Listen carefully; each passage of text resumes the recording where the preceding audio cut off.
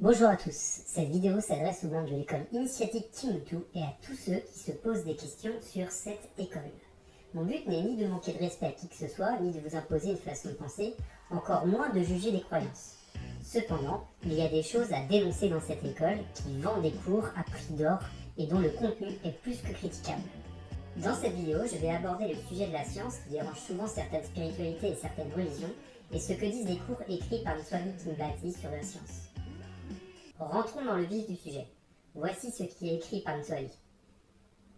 Tout commence par une volonté profonde d'une conscience qui gouverne ce que nous percevons de nos jours. La science actuelle est dirigée par les forces occultes de haut rang dans l'ordre des consciences qui contrôlent notre matrice de temps. La science actuelle issue de l'Occident est une religion comme les autres. Elle est fondée sur des dogmes que les scientifiques, qui sont des croyants, défendent bec et ongles.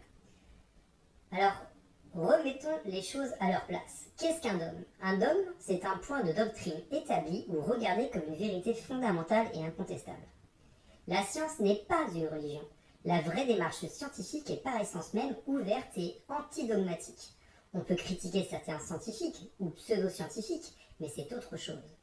La démarche scientifique est une méthode pour expliquer et comprendre le monde basé sur l'observation et l'expérimentation. La connaissance ou le modèle qui en découle doit de façon incessante se confronter à l'observation et l'expérimentation et peut être remise en cause si un nouveau fait va à l'encontre de la connaissance ou du modèle connu jusqu'alors. C'est pour cela que la science évolue et c'est pour cela qu'elle se doit de rester ouverte.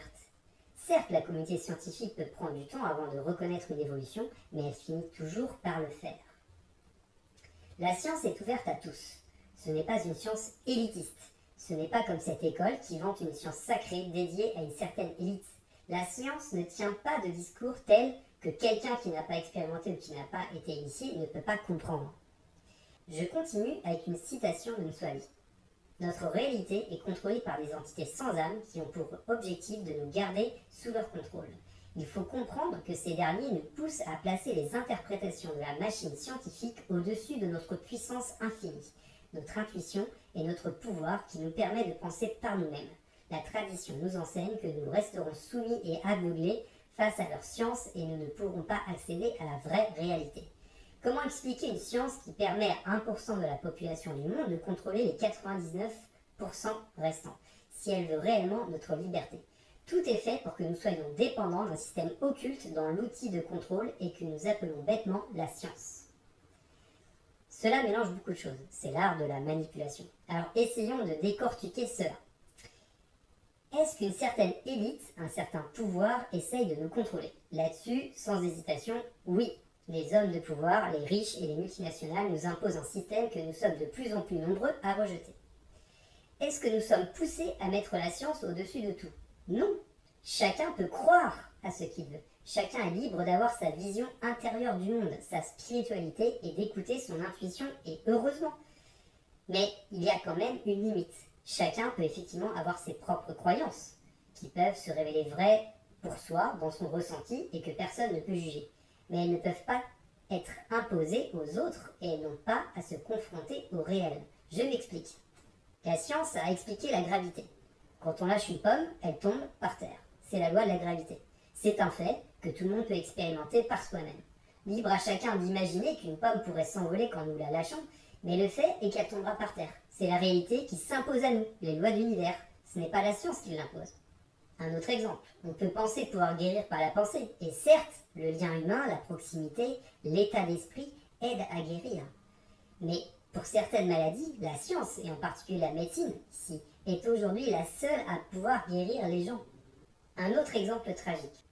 Au Congo, le Kamina Tswape a soulevé un élan populaire, mais il a été tué le 12 août 2016 par l'armée congolaise.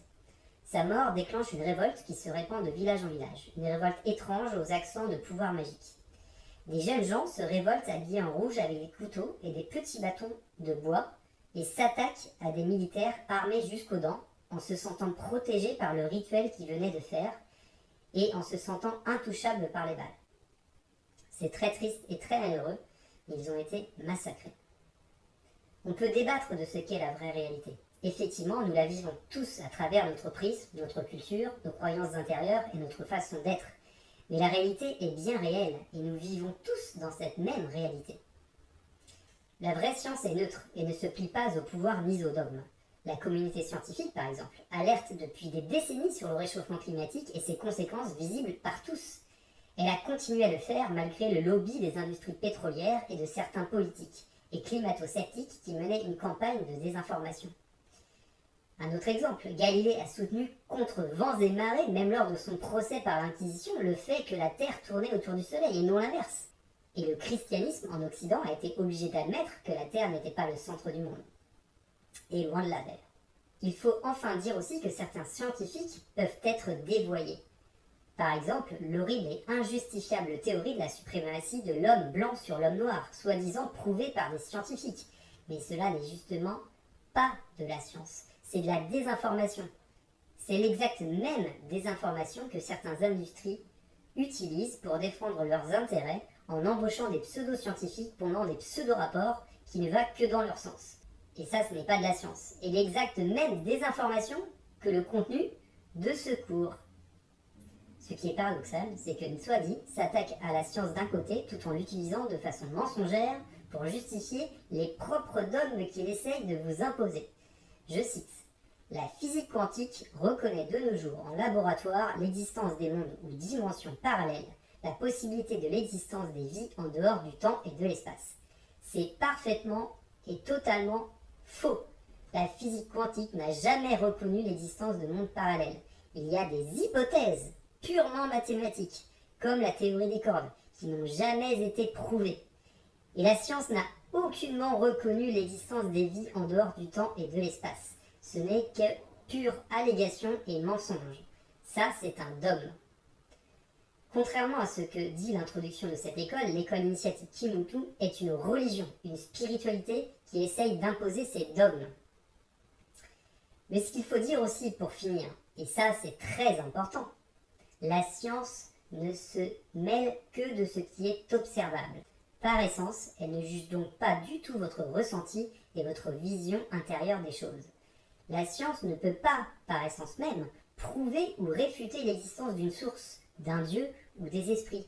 Vous avez le droit d'avoir vos propres croyances, votre propre expérimentation de la vie, vos visions, votre vie intérieure. Et heureusement, car c'est tellement important et beau.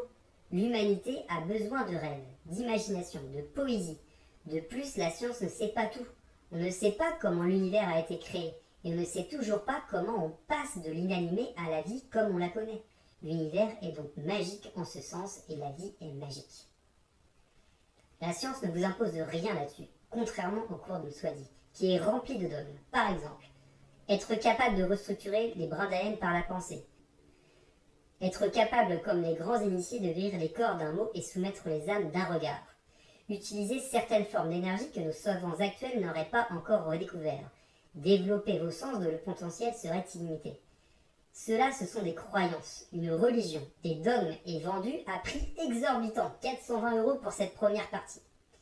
Je m'appelle Arsène, je ne suis pas un scientifique, je ne suis pas une entité sans âme, je ne suis pas un être reptilien, icéphétique, métatronique et démoniaque, je suis comme vous, un être humain, vivant sur notre belle planète Terre. Et je comprends vos aspirations. Ne prenez pas pour argent comptant ce qu'on essaye de vous mettre dans la tête. Vous avez la sagesse en vous, vous avez le feu de la vie en vous, vous avez la réponse en vous, écoutez-vous, écoutez votre voix intérieure et prenez soin de vous.